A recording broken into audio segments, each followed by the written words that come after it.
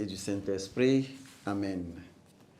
Ô viens, Esprit Saint, ouvre nos intelligences pour comprendre le message de l'Écriture sainte et le mettre en pratique.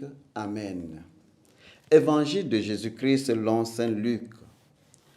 En ce temps-là, quand les parents de Jésus vinrent le présenter au temple, il y avait aussi une femme prophète, Anne, fille de Phanel, de la tribu d'As.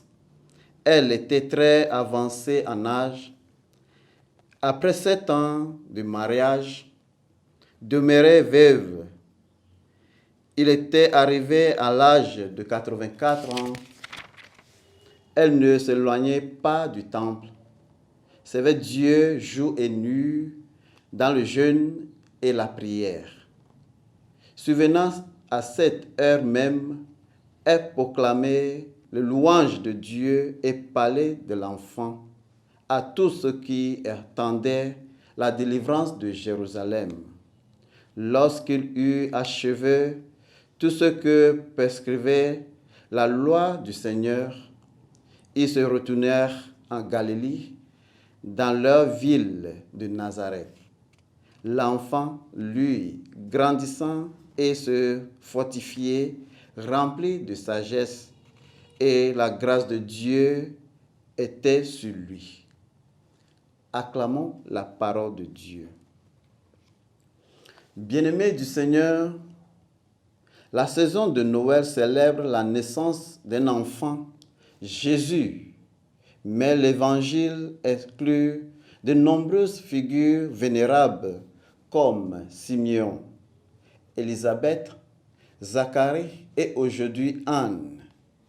Ces personnages nous rappellent la plénitude de la vie et de la sagesse qui enrichissent l'espérance humaine. L'Évangile parle d'Anne, qui a fait preuve de la fidélité et a consacré sa vie à Dieu. Anne est l'une des rares femmes désignées comme prophétesses dans la Bible, y compris Mariam, Déborah, Hilda et la femme d'Isaïe et les filles de Philippe. Elle était constante dans sa prière et de son jeûne, rappelant aux autres la rédemption de Dieu avait promis à Israël. La vie ne constante pas seulement à réussir, mais elle parle aussi de la fidélité à Dieu. Peu importe le chemin parcouru, n'oubliez pas de rendre grâce à Dieu et de rendre l'appareil en aider les autres. Anne nous enseigne à prier toujours et à ne pas perdre courage. L'espérance d'Anne en Dieu et ses promesses grandit avec l'âge. Elle n'a jamais cessé d'adorer Dieu avec foi et prier avec espérance. Nous aussi, nous devons imiter Anne dans notre voyage en tant que chrétiens dans ce monde.